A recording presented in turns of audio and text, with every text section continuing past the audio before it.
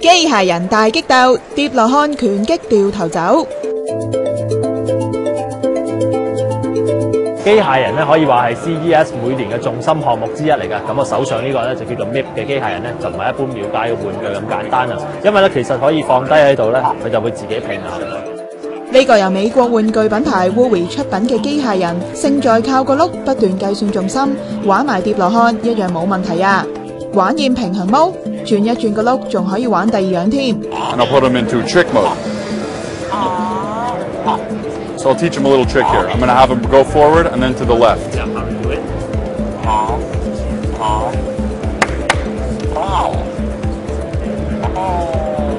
Good job. 但係下下仲要靠手勢，好似唔係好 high tech 啫噃。除咗用手勢控制個機械人之外咧，其實我亦都有個 iPhone app 咧，可以玩好多模式嘅，例如可以遙控佢行前行後㗎。我試下。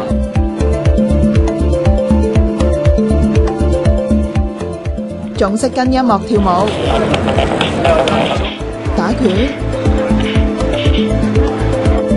MIP 而家已經接受預訂，預計今年春天可以出貨。想玩機械人大激鬥，係時候啦！